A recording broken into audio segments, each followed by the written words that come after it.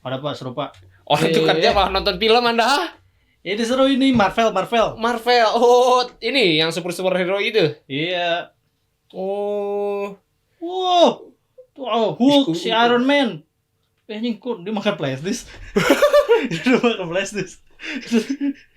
Itu mungkin ada cerita di baliknya. Tapi kan kita detektif nih. Bapak bayangkan nih, Pak. Apa? Kita mempunyai kekuatan super seperti Marvel Nah, gitu. itu Pak, kita bisa nggak sih ngerekrut ilmuwan jenius anjir. Maksudnya kayak Terus dukun, ilmuwan. Bukan itu. Dia orang pintar kan, Iya, jenius. betul, tapi dia bukan pintar itu maksudnya. Oh, bukan itu. Dari otaknya bisa membuat tubuh kita menjadi kuat, Pak. Kuat, betul. Kayak Hulk aku mau Pak disuntik jadi Hulk. Tapi kan itu disuntik radiasi ya, Pak. Ya, Hulk kan kena radiasi nih. Ah. Manusia aja kalau terpapar radiasi itu bisa mati, Pak. Emang ya? Iya, Pak. Itu bisa menyebabkan kanker segala macam, banyak lah. Agak menakutkan ya. Ya. Nah, ini juga ada yang terjadi, Pak, sebenarnya di Indonesia belakangan ini ya. Apa tuh? Itu adalah radiasi cesium 137 di Cikande, Banten. Apa tuh? Kebocoran zat radioaktif, Bro. Oh, Jadi, ini Ben. Hah? Ini nih kasusnya nih. Konon katanya nih, pemerintah ditemukan zat radioaktif cesium 137 yang tercemar di Cikande dan menetapkannya sebagai kejadian khusus. Oke. Ya, benar sih kejadian khusus ya, karena menurut saya ini jarang terjadi juga ya di Indonesia ini ya. Hmm. Dilansir dari kemenlh.go.id, pemerintah menetapkan kawasan industri modern di Cikande, Serang, Banten sebagai kejadian khusus cemaran radiasi cesium 137. Yeah. Keputusan ini diumumkan oleh Menteri Lingkungan Hidup atau Kepala Badan Pengendalian Lingkungan Hidup (KLH) atau BPLH. Setelah mampir 2 pekan terakhir Satuan Tugas atau Satgas Penanganan Radiasi Cesium 137 bekerja intensif di lapangan. Dengan status kejadian khusus ini, seluruh aktivitas di dalam kawasan kini sepenuhnya berada di bawah kendali Satgas. Oke. Oh, jadi ada semacam zat radioaktif ya? Ya betul, zat radioaktif yang saya nggak tahu sih terjadinya gara-gara apa yang terjadi. Nanti mau dijelaskan ya. Tapi apa si cesium 137 itu apa tuh? Nah, si cesium 137 ini adalah menurut US Center for Disease Control and Prevention. Anjay, bahasa Inggris. Keren ya. Dilansir dari cdc.com. Ya. Cesium 137 atau yang disebut CS137 diproduksi melalui fisi nuklir. Bukanlah unsur yang terbentuk secara natural. Jadi emang hasil dari fisi nuklir. Oke. Nah, ini tuh digunakan untuk peralatan medis dan alat ukur, mengukur atau mengukir ketebalan pipa. Oh, oke. Berarti kayaknya kan kita tidak punya apa sih kalau tenaga nuklir listrik? Oh, ya reaktor. Reaktor nuklir. Iya, karena emang basic listrik kita juga buat dari tenaga nuklir. Nah, itu mungkin dari buat apa tadi ketebalan alat ukur dan juga peralatan medis yang paling sering digunakan adalah di peralatan medis sebenarnya. Oke. Nah, paparan eksternal terhadap CS137 ini dalam jumlah besar dapat menyebabkan luka bakar, penyakit radiasi akut, dan bahkan kematian. Menakutkan ya. Kalau kena paparannya tuh. Makanya Anda jangan coba-coba menyuntik gitu. Kan saya pengen jadi Hulk, Pak. Jadi hijau. Kalau badan Anda kuat ya tidak masalah. Ya kan itu film ya. Iya betul, itu juga film. Fiksi ilmiah lagi misalnya. Nah, paparan CS137 ini dapat meningkatkan risiko kanker karena paparan radiasi gamma berenergi tinggi. Wah, betul kan? Jadi juga dia kena radiasi gamma. Coba dia bermutasinya jadinya bisa jadi Hulk. Karena dia bermutasi sempurna. Betul, tapi sekali lagi itu film. Iya, tapi sekali lagi itu film fiksi ilmiah lagi. Fiksi, Pak.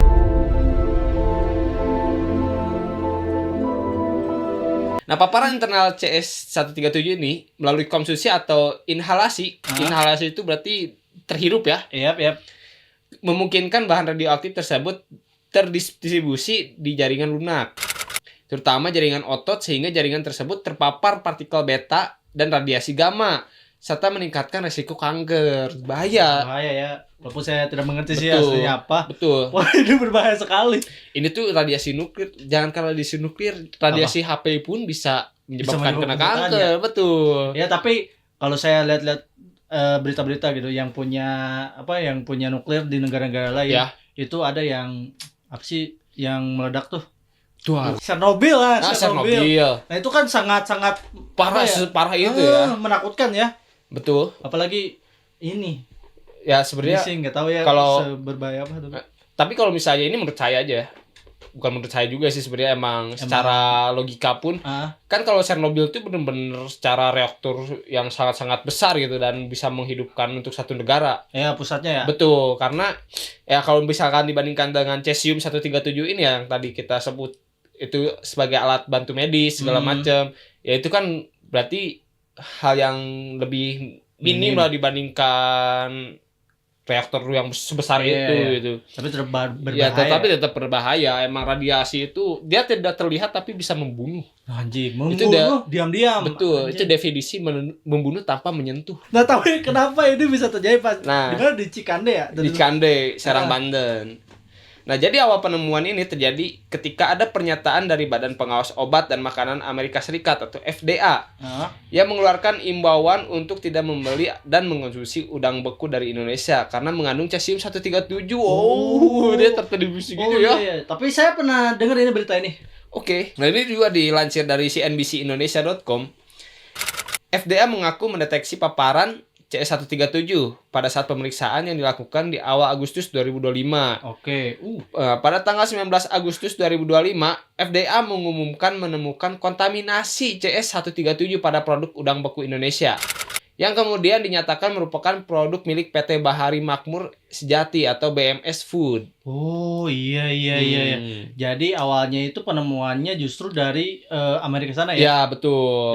Tapi pasti ini lagi produksi makanan didistribusikan dan akhirnya ya pasti kan ada badan pengawas, ada cek, betul ya, dicek lagi, di cross checking oleh badan pengawas obat dan makanan, ya akhirnya ternyata terdeteksi bahwa mengandung CS137. Dan ini tuh udah dari Agustus. Gokil. Oke. 2 bulan yang lalu berarti ya kurang lebih ya. Nah, menyikapi pernyataan tersebut, pemerintah turun tangan dan menyelidiki langsung. Investigasi lintas kementerian yang dipimpin oleh Bapeten, Badan Pengawas Tenaga Nuklir, Kementerian Kelautan dan Perikanan KKP, serta KLH atau BPLH dikerahkan. Oke. Langsung ya di sini pemerintah langsung tanggap nih. Membuat sebuah tindakan karena ini bukan masalah yang sepele juga gitu. Betul. Dan ini mungkin membuat ekspor udang agak menurun tuh ke Amerika atau bahkan ke seluruh dunia tuh bisa jadi karena mungkin ekspornya kan nggak cuma satu negara doang. Betul. Nah, ini juga nih dilansir dari Tirto ID. Penyelidikan menyatakan bahwa sumber cemaran bukan berasal dari laut atau tambak, melainkan dari aktivitas industri darat, khususnya fasilitas pengemasan PT BMS. Pemeriksaan lebih lanjut, tim gabungan mengarah ke keberadaan logam bekas yang mengandung CS137 di lokasi pengumpulan besi tua serta fasilitas PT Peter Metal Teknologi atau PMT, yang kemudian ditetapkan sebagai lokasi penyimpanan sementara material terkontaminasi. Oh, berarti betul. Ini kalau misalkan nih, ya, ampas-ampas yang tadi, betul, limbah dokter itu, ya, medis itu. Nah, ini tuh perlu nantilah saya sebutkan ya. Ada hal yang menarik karena ini pernah terjadi juga di salah satu negara, bukan di Indonesia. Iya.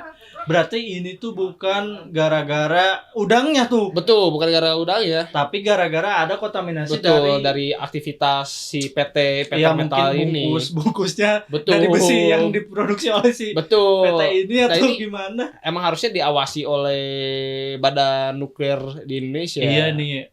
Karena mungkin kurang pantauan agak kurang ya nuklir di Indonesia. Jadi agak nggak terpantau tuh. Sepertinya begitu ya. Nah, pada tanggal 23 September 2025, ketika tim Satuan Tanggap Darurat melakukan pemindahan fisik sumber radioaktif C137 dari titik-titik terkontaminasi ke tempat penyimpanan yang lebih aman, tim investigasi menemukan sejumlah material logam teridentifikasi telah digunakan oleh warga untuk keperluan bangunan tanpa menjadi bahayanya.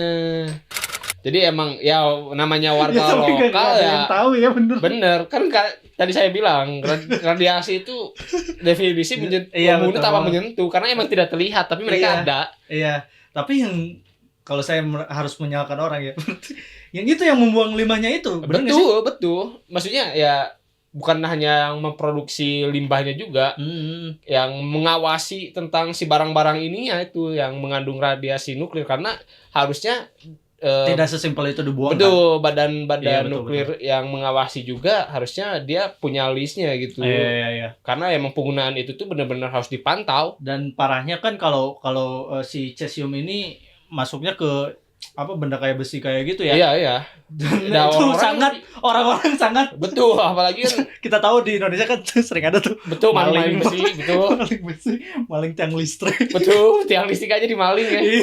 Bahkan baut-baut jembatan Iya, betul. Suramadu pun diambil gua.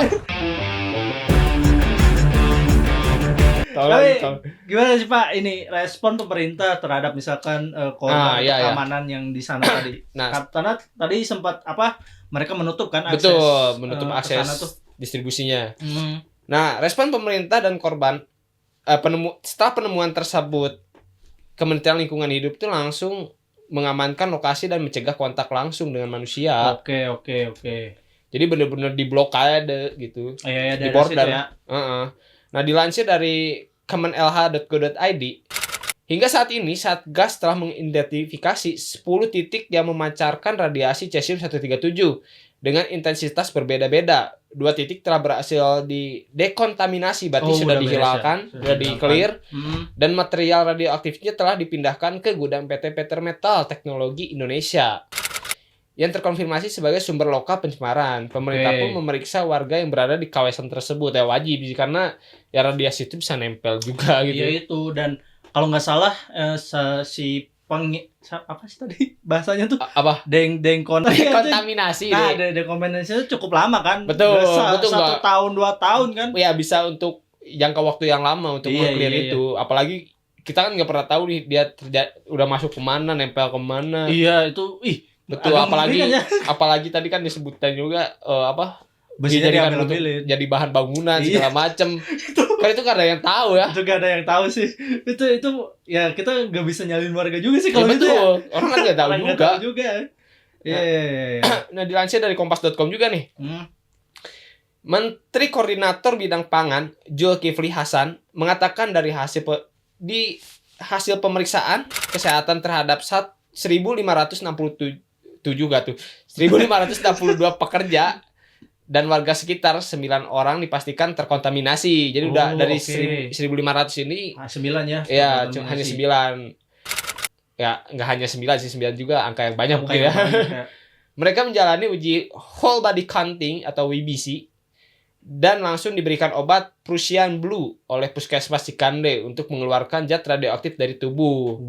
Nah, penyelidikan pun masih berlanjut di kawasan Cikande, Banten ini. Jadi masih berlanjut. Iya. Tapi untungnya pemerintah cepat langsung tanggap gitu. Dia tidak ini. Nah, saya juga ini tidak tahu sebenarnya dia tuh benar-benar dari alat medis atau itu dari apa namanya? Karena hasilnya belum tahu bentukannya kayak gimana ya. Betul. Kita belum tahu ya itu tuh dari alat medis kah. Tapi ada kemungkinan sih kayak gitu sih. Karena emang kebanyakan dari alat medis dan si apa namanya tuh si PT yang ngelebur besi itu pasti dari alat medis. Alat medis mungkin ya bisa jadi ya. Kenapa bisa hal-hal seperti ini terjadi gitu? Nah, itu ya mungkin dari kurangnya pengawasan sih. Maksudnya kita kurang aware lah. Kayak soalnya hal ini tuh terjadi yang sangat-sangat minim banget gitu. Bukan kasus yang bakal terjadi setiap tahunnya. Iya. Tapi Bapak tadi mau ngomong tentang ini juga masalah kayak gini terjadi juga di Brazil. Apa? Sama, kalau nggak salah tuh dia sama halnya kayak cesium juga, dan emang bezatnya cesium juga. Jadi di Brazil itu ada sebuah bekas bangunan tua yang sudah terbengkalai. Terus dia bekas rumah sakit juga. Nah, kan orang-orang sana kan tidak tahu nih di dalamnya tuh, dan ada pengepul besi lah kasarnya kalau di sini, pengepul besi. Rongsok. Dia mencari-cari rongsokan terus dijual. Mereka tuh masuk ke bangunan itu, dan bangunan itu sebenarnya diawasi oleh satpam, cuman ya yang ngawasin satpam itu cuma satu. Jadi nggak ketat. Akhirnya kejebolan dan besinya diambil, dan mereka menemukan yang menarik karena menurut mereka, ini apa nih berkilau-kilau gitu. Karena cantik kan cesium itu kalau nggak salah. Warnanya mengkilat warna biru. Betul, warna biru. Warna biru ya. Terus waktu dicoba dia dipecahin si cesiumnya, terus entah dia makan, kalau nggak salah tuh dia makan, dia Dia koleksi, jadi. terus dia gak lama tuh merasakan mual-mual dan juga kulitnya terbakar gitu. Nah mereka kan nggak tahu tuh, Iya itu. akhirnya masuk rumah sakit, terus gak lama juga sama adiknya atau siapa gitu Iya. dibalurin ke satu badan gitu, karena dia kayak glowing kayak alat make up yang Iya, karena berkilat gitu kan. Iya, karena cantik, kayak apa batu inilah, batu cincinnya mungkin. Betul. Warna biru aja kayak tes Betul serak gitu. Dibalurin, Bahaya. akhirnya anaknya juga sakit gitu. Iya, Terus iya. ibunya penasaran nih, apa nih, kenapa mereka pada sakit, dan akhirnya curiga lah pada si Cesium batu itu. ini. Dan lebih lucunya lagi, Cesium ini dibawa sama kresek dia, terus dibawa ke rumah sakit. Kresek kan, Jadi kresek. iya, dikresekin, diplastikin masuk, terus dia naik bus, ditenteng-tenteng, dan akhirnya itu tuh tersebar tanpa pengetahuan dia gitu. Dan ketika di rumah sakit akhirnya terdeteksi bahwa ini tuh kandungannya cesium dari alat medis. Maksudnya karena kan ini tuh ya kita masyarakat mungkin nggak tahu, Iya. tapi kalau masalah tentang nuklir dan zat radioaktif kan mereka udah pada tahu lah, Iya, maksudnya ya. bahwa seberbahaya itu, mungkin terjadi kepanikan ya. Betul ya, pasti panik Pasti lah. panik ya. Apalagi bilangnya kan radiasi nuklir gitu. Karena orang nggak takut apa radiasi nuklir, padahal kan secara edukasi pun mereka ada batasannya. Iya. Gitu. Nah, untungnya tanggulangi oleh pemerintahnya dengan gitu. baik. Ya, Juga semoga lah ini juga nggak terjadi yang lebih parah gitu, maksudnya. betul. 9 orang itu kan tidak terlalu, ya walaupun kontaminasi udah ditangani dan segera sembuh dan tidak ada korban-korban yang lebih parah gitu. Amin ya. Ya sebenarnya kesalahannya juga dari badan pengawasnya juga. Yang Brazil pun kayak gitu. Kesalahannya dari badan pengawas nuklirnya itu. Kenapa bisa terjadi, itu kurang pengawasan lah. Sayang sekali, padahal saya jadi superhero, Pak. Ya semoga ini juga, kasus ini jadi pelajaran lah ya. Ya betul. Tidak terjadi lagi. Ya sudah. Kebetulan tidak ada kasus lah. Tidak ada deh. Tidak ada. Kita libur lah. Kita udah kejar Rodi di kemarin. Oke lah, bagus. Berarti ini menandakan bahwa aman-aman saja di daerah. Aman-aman saja. Lagi tenang lah. Ini masa tenang sebelum badai. Siap-siap aja nanti kasus numpuk, Pak. Betul. Yaudah. Saya juga udah lelah. Ini mata saya nih lihat berkantongan. Iya, saya juga. Saya balik atau? Ya sudah, balik ya, hati-hati. Kalau Anda balik, saya ngapain di sini, Pak? Bapak kan jaga di sini. Saya juga punya rumah, Pak. Saya pengen ke rumah balik makan juga, Pak. Udah lah, balik aja. Masing-masing. Oh. Selamat malam, Pak. Ya, selamat malam. Saya ditinggal sendiri nih di sini. Mana konon katanya di sini ada ngengat, bro. Jadi para Hakobadeci di luar sana, bagaimana tanggapan kalian tentang radiasi cesium 137 di Cikande, Banten ini? Semoga ini menjadikan pelajaran bagi pemerintah agar lebih aware lagi untuk masalah tentang ini. Tapi yang pasti, jangan lupa kalian pencet tombol like, komen, dan subscribe. Karena like, komen, dan subscribe kalian akan membantu Super Semar dalam mengungkap kasus yang samar.